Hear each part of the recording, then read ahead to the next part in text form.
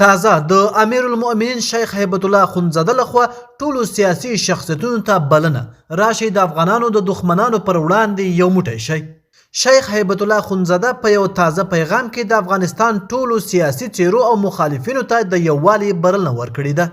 هیبت الله اخندزاده ویلي چې اوسنی حساس وضعیت د دې غوښتنه کوي چې افغانان خپل اختلافات یوې خواته کیږدي او د هیواد د دفاع لپاره په ګډه کار وکړي. د هغه په وینا د افغانستان پر خاوره هر ډول برید نه یوازې امنیتي ګواښ دی بلکې د ټول ملت پر وړاندې یو ننګونه ده چې باید په ګډه ورسره مقابله وشي. هغه ټینګار کړی چې د ملي ګټو ساتنه یوازې د یوې ډلې مسؤلیت نه دی بلکې دا د ټولو افغانانو ګډه دنده ده. نوموړي زیاته کړې چې که سیاسي مشران قومي مخور او بېلابېلې ډلې سره یو موټی شي نو هیواد به له اوسنیو ستونزو څخه په اسانه ووځي. امیرالمؤمنین همداراز ویلي چې د اسلامي امارت دروازې د خبرو او همکارۍ لپاره پرانیستې دي او هر افغان چې غواړي د هیواد د آبادۍ او ثبات لپاره کار وکړي ښه راغلاست ورته ویل کیږي. د هغه په وینا افغانستان اوس یووالي او ګډو هڅو ته اړتیا لري نه د اختلافاتو او ویش.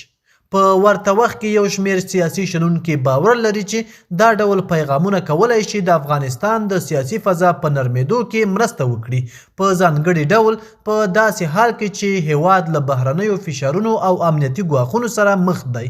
بلخوا د پاکستان وروستي بریدونه په افغانستان کې پراخ غبرګونونه راپارولي او ګڼ شمېر خلکو د دې بریدونو غندنه کړې ده. راپورونه ښیي چې په زیاترو سیمو کې ملکي زیانونه اوښتي دي. کارپوهان وایي که د افغانستان سیاسي او ټولنیز ډلې د ملي ګټو پر بنسټ یو ګډ دریځ خپل کړي نو دا به نه یوازې د امنیت د ټینګښت سبب شي بلکې د هیواد د راتلونکي ثبات او پرمختګ لپاره به هم مهم ګام وي.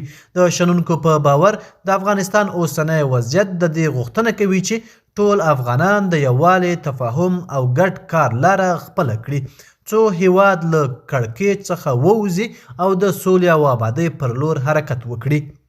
د نن ورځې خبر تر همدې ځایه و. د نورو تازه او مهمو خبرونو لپاره افغان پلس چینل در سره سبسکرایب کړئ او خپل نظریات مو را سره په کومنټ کې شریک کړئ. تر بیا ښه وخت.